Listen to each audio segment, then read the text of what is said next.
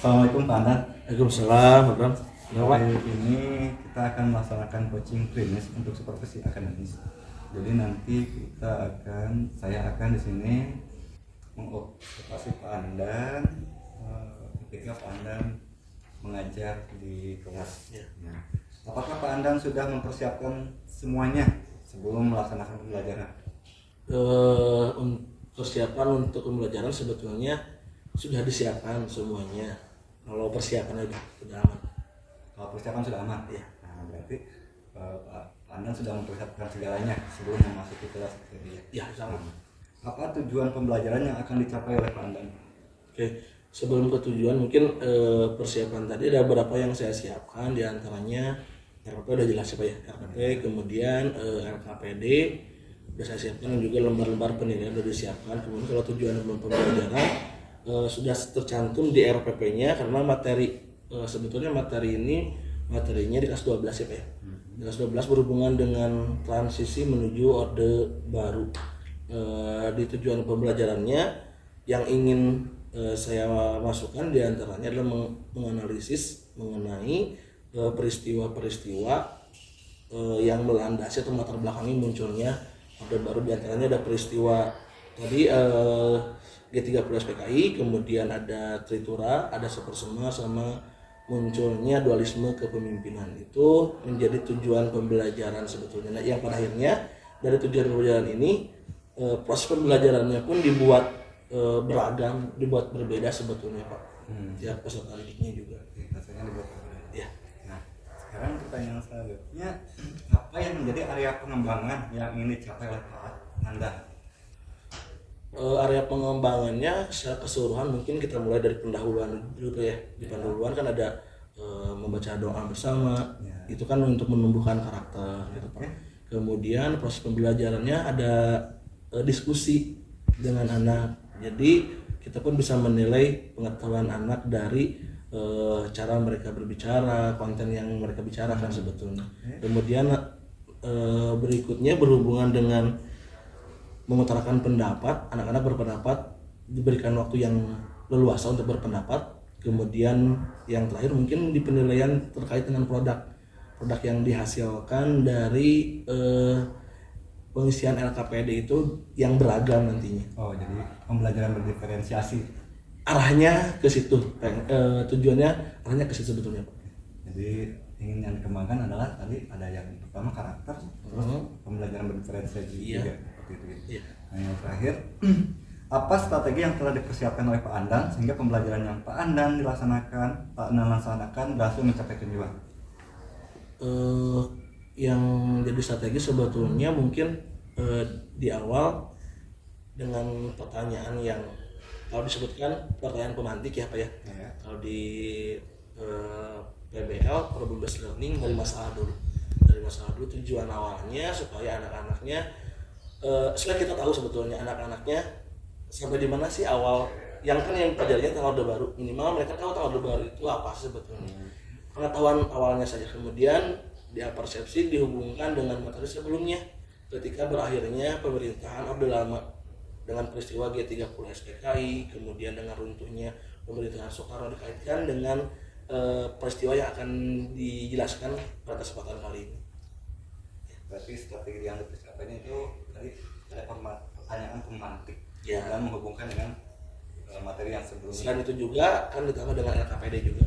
Dengan lengkapnya LKPD. Lengkapnya LKPD, kemudian medianya juga beragam sebetulnya. Ada gambar, yang sudah saya siapkan. Kemudian ada modul juga yang disiapkan. Itu sebagai strategi sebetulnya. Oke, tapi Pak Andan di sini ingin menerapkan pembelajaran berdiferensiasi. Mudah-mudahan bisa dilaksanakan dengan lancar ya. Amin. Nah, sebetulnya diferensiasinya banyak ya Pak ya. Mulai dari sumber belajarnya yang berbeda-beda, kemudian walaupun materinya sama, tapi media yang digunakannya berbeda-beda, hingga penugasannya pun berbeda, produk yang dihasilkan anak pun berbeda. Itu harapannya ke depannya sudah. Semoga harapan Pak Andan bisa tercapai. Kita bertemu di kelas untuk dilaksanakan observasi. Terima kasih Pak Andan. Assalamualaikum warahmatullahi wabarakatuh. Waalaikumsalam warahmatullahi wabarakatuh. Waalaikumsalam. Ini kelas 12 IPS 4 ya. Oke, sebelum belajar tolong ketua kelasnya guys, pimpin berdoa dulu ya.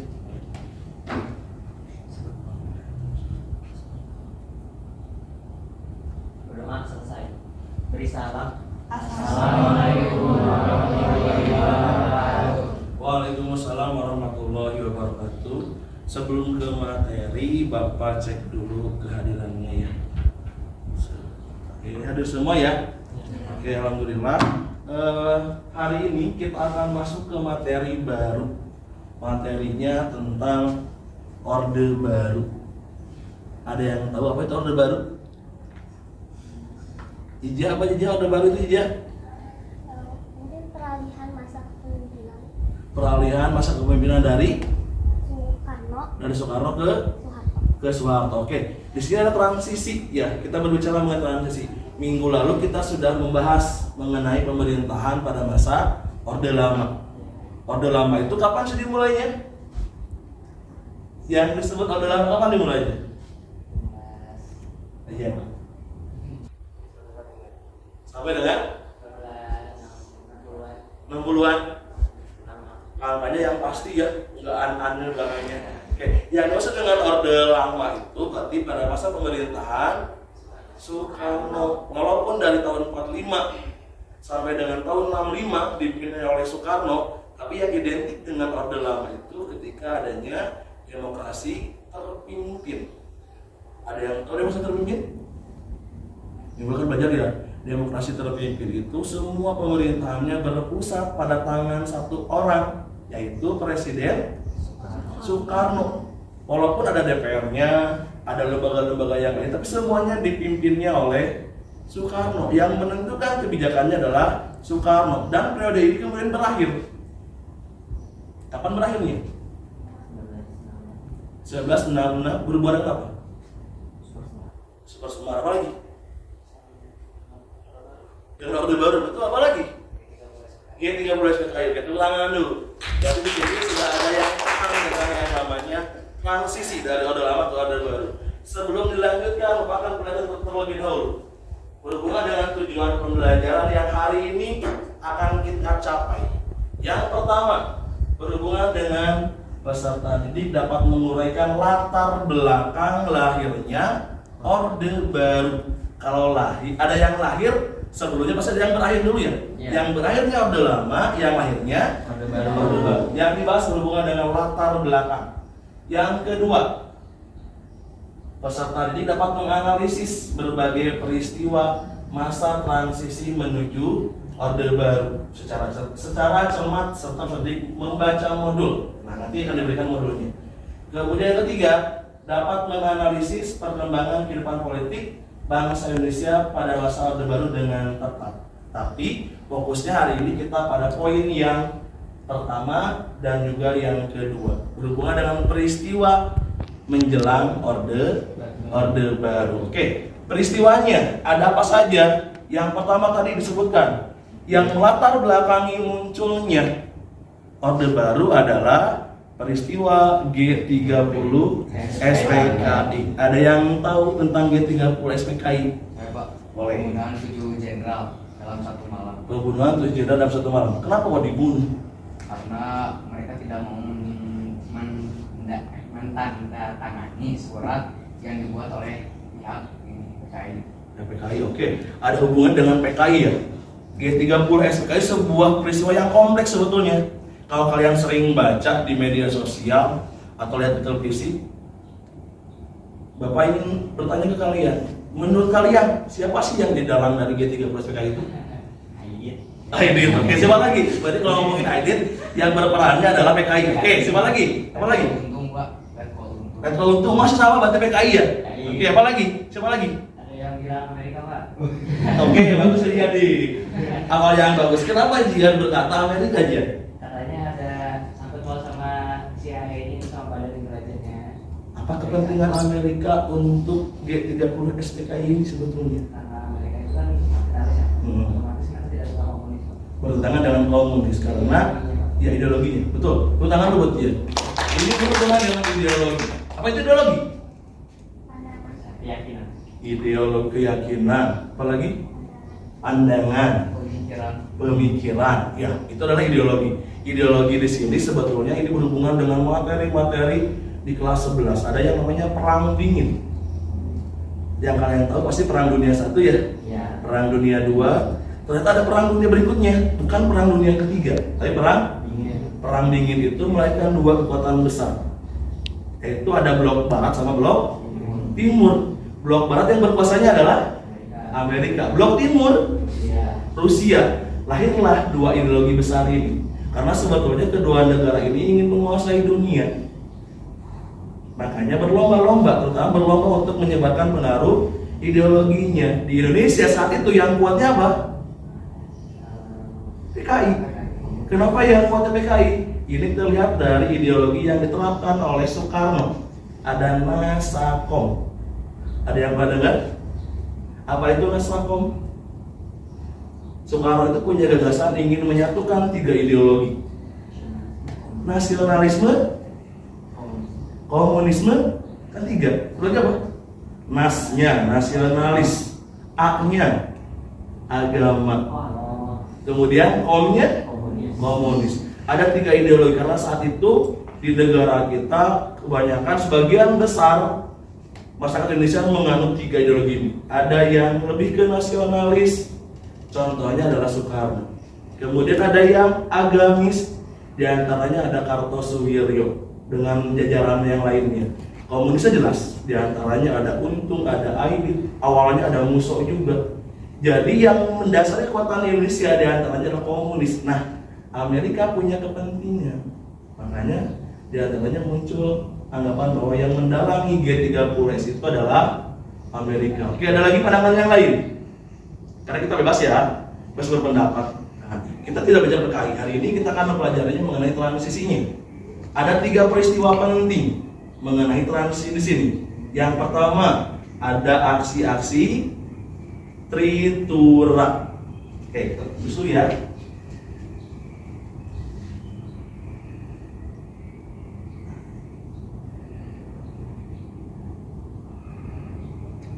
Yang pertama ada aksi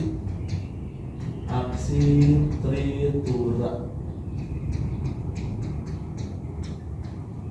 Yang kedua ada Super Semar. Yang ketiga ada dualisme kepemimpinan.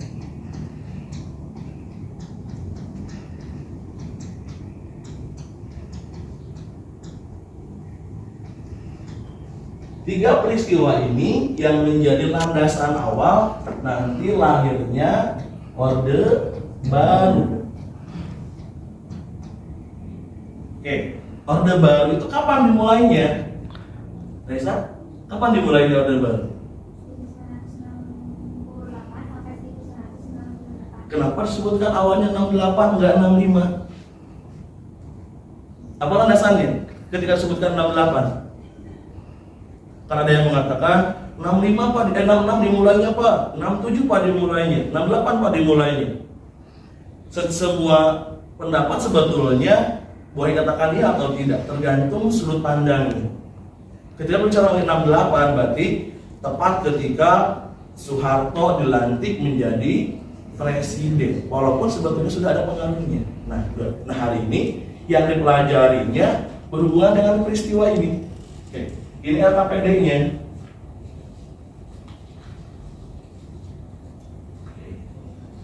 Yang kita bahas pertama berhubungan dengan tujuan dari adanya Tritura, tujuan dari adanya Super Semar, tujuan dari yang namanya dualisme kepemimpinan. Kemudian bagaimana pelaksanaannya dan juga bagaimana dampaknya terhadap pemerintahan Indonesia. Nah, ini LKPD-nya kita bagi dengan beberapa kelompok saja. Ini kalau ke belakang ini ya. Di sini bagi 2 kelompok. Buat sini aja. Ya. Ini. Oke. Dibaca dulu LKPD-nya, dibuka dulu aja. Nah, di sana ada beberapa instruksi yang harus dikerjakan. Kalian mengerjakannya pertama tujuan. Yang kedua pelaksanaan dan juga dampaknya. Ini berkelompok, ini berkelompok, ini berkelompok. Silakan didiskusikan terlebih dahulu. Handphonenya boleh digunakan ya. Kalian cari tahu tentang latar belakang tritura, kemudian latar belakang tujuan tritura dan juga dampak dari tritura.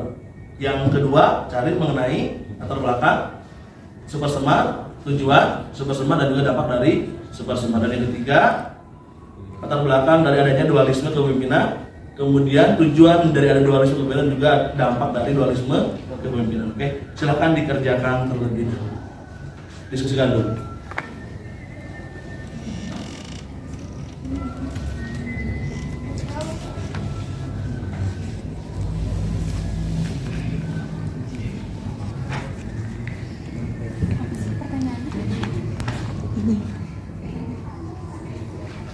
Kan awal munculnya adalah Hindu di India. Oke, waktunya sudah selesai ya. Nah, ini LKPD-nya kalian sudah mengerjakan mengenai latar belakangnya, tujuan dan juga dampaknya. Nah, produknya Bapak kasih kebebasan. Jadi dari LKPD tersebut yang sudah kalian isi nanti kemudian jadikan sebuah produk. Tapi produknya diberikan kebebasan karena tergantung kemampuan kalian. Produknya boleh kalian pilih, boleh membuat mind map, kemudian boleh membuat infografis, boleh membuat video animasi kalau mau, kemudian boleh membuat video pembelajaran dijelaskan ya. Jadi produk dari LKPD ini pada akhirnya boleh apa saja. Pertama pilihannya diantaranya ada mind map, kemudian ada infografis, ada video animasi, juga video pembelajaran. Ada ide lain nggak yang menurut kalian misalnya lebih kalian banget? Wah, ini mah case banget nih, bikin apa nih? Case misalnya bikin komik misalnya boleh. Bapak tidak membatasi ya. Pak, saya mau membuat LKPD ini jadi sebuah buku cerita jadi komik, silahkan. Pak, saya mau buat PowerPoint aja yang gampang, silahkan. Ya, jadi terserah ke kalian untuk produknya.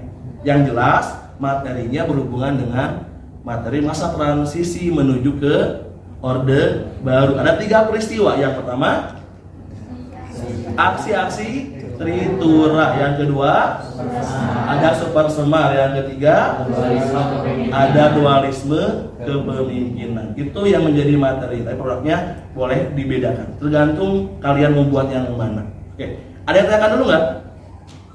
Sebelum diakhiri. Tapi nanti minggu depan dipresentasikan hasil produknya ya.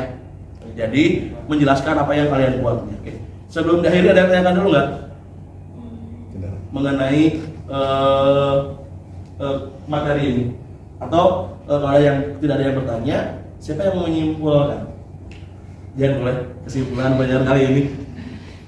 Intinya aja yang dia paham.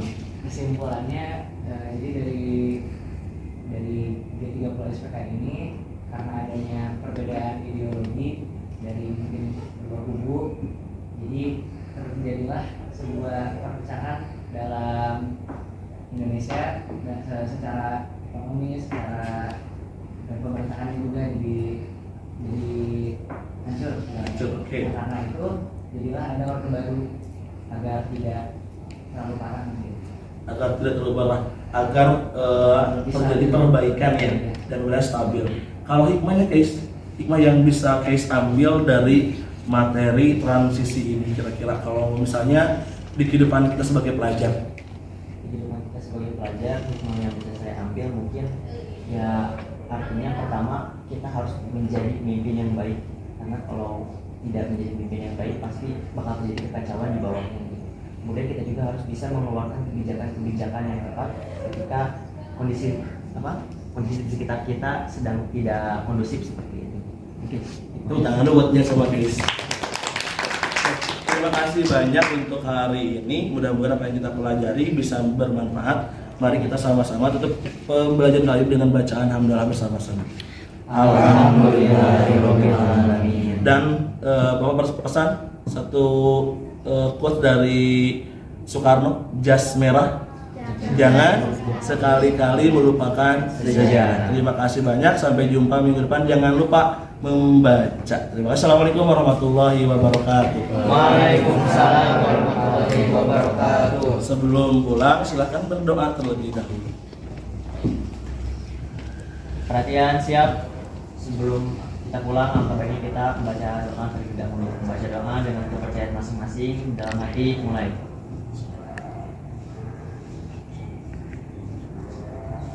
Berdoa selesai. Beri salam. Assalamualaikum warahmatullahi wabarakatuh. Waalaikumsalam warahmatullahi wabarakatuh. Ya, Assalamualaikum Pak Andan. Waalaikumsalam warahmatullahi wabarakatuh. Nah, tadi kan Pak Andan sudah melakukan pembelajaran di kelas ya. Nah, begini, jadi bagaimana perasaan Pak Andan setelah melakukan pembelajaran, di mana saya tadi ikut ke kelas Bapak untuk melakukan observasi? Kalau berbicara perasaan, sebetulnya ada motivasi lebih ketika Bapak masuk ke kelas, karena ada yang memonitor pertama, jadi termotivasi untuk melakukan pembelajaran yang lebih baik sebetulnya dari sebelum-sebelumnya. Itu sih yang saya rasakan kalau mengenai perasaan. Berarti perasaan Pak Andan lebih termotivasi, Iya. karena ada yang memonitor terus. Iya. Karena memonitor pada saat Pak Andan melakukan pembelajaran. Iya. Baik. Nah, pada tahap pasca observasi ini, apa yang ingin Pak Andan dapatkan? Yang ingin saya dapatkan banyak sebetulnya Pak ya, dengan mungkin pengalaman Bapak juga terkait dengan proses pembelajaran. Intinya saya berharap pembelajaran di kelas ini memberikan sebuah pembelajaran yang bermakna bagi para siswanya, dan kemudian perbaikannya juga dalam berbagai lini ya Pak ya. Kalau misalnya kalau ditanyakan harapan, banyak hal yang saya harapkan sebetulnya dari observasi tadi yang saya dilakukan itu Pak. Berarti pembelajaran bermakna ini pembelajaran kontekstual ya, jadi pengalaman bagi peserta didik. Iya. Atau misalnya bisa berpihak kepada murid juga, seperti itu mungkin ya? Iya. Apakah pembelajaran tadi sudah sesuai dengan tujuan yang ingin Pak Andan dapatkan? Kalau berbicara tujuan juga sebetulnya kan di awal perencanaannya udah jelas tujuan pembelajarannya seperti apa, kemudian dengan berbagai penugasan yang berbeda-beda juga memberikan memberikan gambaran bahwa yang ingin saya capai yang bersama di kelas itu sebetulnya sudah hampir seluruhnya tercapai Pak. Kalau misalnya berbicara mengenai tujuan pembelajarannya, kalau misalnya dengan angka mungkin sudah 80% lah Pak tercapai kalau di jam belajarnya. Oh, berarti dari skala 1 sampai 10 itu Pak Andan tadi sudah mencapai 80%. Ya, tujuan 8 pembelajaran. lah, 8 Pak. Oh, 8. Iya. 8 ya. Oke. Sekarang ekspektasi Pak Andan itu seperti apa setelah tadi melakukan pembelajaran? Ekspektasi berarti harapan ya Pak ya. Ya. Kalau harapan sudah jelas tertuang di tujuan pembelajaran. Yang saya harapkan sebetulnya siswa itu mampu untuk menganalisa latar belakang dan sampai ke dampaknya. Itu yang saya harapkan. Kemudian keterampilannya juga muncul dari berbagai penugasan yang tadi sudah disampaikan di kelas, mulai dari yang berhubungan dengan teknologi, kemudian dengan anak menjelaskan, jadi keterampilannya mulai muncul, sehingga pembelajarannya pun tidak monoton, tidak teacher center, jadi muridnya justru yang lebih berperan, peserta didiknya yang lebih berperan dengan berbagai penugasan, dengan berbagai karya yang dihasilkan oleh peserta didik, karena berbeda-beda ya Pak, tiap anak pasti cara belajarnya berbeda-beda, makanya penugasannya pun saya berikan kebebasan, boleh menggunakan gadget, boleh yang manual, itu diperbolehkan, dipersilahkan, yang jelas sesuai dengan kemampuan anak-anak tersebut. Jadi tidak ada penyeragaman harus seperti apa, tidak, tapi berbeda-beda tiap kelompoknya. Itu sih yang saya harapkan, dan kemudian pada akhirnya setiap anak mampu menjelaskan apa yang mereka lakukan dan mereka buat sebetulnya. Harapan akhirnya seperti itu. Oh, berarti mungkin maksud Pak Andan jadi pembelajaran berdiferensiasi Ya. baik hasil dalam proses maupun hasilnya seperti Ya. itu. Ya. Oke, baik Pak Andan. Nah, jadi harapannya atau ekspektasi Pak Andan inginnya anaknya bisa menghasilkan pembelajaran yang berdiferensiasi dan anaknya juga bisa mempresentasikan hasil dari produknya tersebut. Ya. Nah, apa rencana Pak Andan ke depannya untuk mendapatkan ekspektasi Pak Andan itu? Agar pembelajarannya sesuai dengan ekspektasi Pak Andan. Mungkin tadi juga ada beberapa kekurangan sebetulnya Pak ya. Jadi yang perlu disiapkan terutama dengan perencanaan. Tadi yang terlihat mungkin dari segi instruksi atau acuannya yang mungkin anak juga masih bingung sehingga membutuhkan waktu yang agak lama. Jadi persiapannya tentu dengan acuan atau petunjuk yang lebih jelas, lebih detail kepada anak-anaknya supaya lebih mudah dipahami oleh anak-anaknya. Kemudian diberikan pilihan untuk produk yang akan mereka hasilkan, karena kenyataannya mereka juga belum memahami apa sih yang mereka kemampuan mereka itu seperti apa. Apakah yang auditori, apakah mau membuat yang visual atau bagaimana. Yang jelas saya sebagai guru merencanakan beberapa pilihan yang dapat mengakomodir kemampuan peserta didik tersebut. Itu sih perencanaan yang tergambar untuk kedepannya supaya anak-anak tidak bingung, tidak lama berpikir akan membuat apa, akan menjadikan materi ini seperti apa. Jadi dikasih pilihan supaya ya tadi waktu yang terbuangnya tidak sia-sia. Jadi ada pilihan dan anak bebas memilih penugasan seperti apa. Oke, berarti tadi ada perencanaan dulu. Ya, perencanaan lebih matang lagi. Kapan rencana Pak Andan akan dilaksanakan? Kalau perencanaan waktu mungkin ya secepatnya ya Pak ya, 2 atau 3 minggu ke depan. Mudah-mudahan sudah bisa direncanakan lagi untuk materi yang baru tentunya, yang berbeda dengan hari ini. Dari Jepang ini kan nanti ke proklamasi. Mudah-mudahan di materi proklamasi nanti bisa menerapkan yang direncanakan hari ini ataupun perencanaan yang lebih baik daripada hari ini. Adakah yang bisa membantu Pak Andan? Yang bisa membantu tentu dari pihak sekolah, dari kepala sekolah memberikan dukungan pasti, karena konsolidasi di awal juga sudah mengarah ke sana. Jadi kepala sekolah memberikan dukungan sepenuhnya kepada para guru untuk berinovasi pertama. Yang kedua dengan teman sejawat sama guru sejarah, kita punya MGMP sekolah juga kan Pak ya, di sekolah mungkin bisa berdiskusi juga di sana, meminta masukan dari teman-teman sejawat gitu Pak. Baik. Jadi ada dukungan dari kepala sekolah dan teman-teman sejawat Pak Andan ya? Motivasi dan kolaborasi mungkin seperti itu ya. Nah, dari rencana tadi Pak Andan, agar saya mengetahui perkembangan Pak Andan seperti apa terhadap rencana tadi, bagaimana saya bisa mengetahuinya Pak? Mungkin Bapak bisa masuk lagi ke kelas 2 atau 3 minggu ke depan Pak. Setelah perencanaannya sudah matang, nanti mungkin saya akan mengabari Bapak untuk kembali masuk ke kelas, melihat bagaimana perkembangan pembelajaran berikutnya itu Pak. Oh baik, kalau begitu mungkin itu saja supervisi kali ini. Saya tunggu perkembangannya, saya tunggu infonya kembali. Terima kasih Pak Andan atas kedatangannya hari ini. Ya, sama-sama.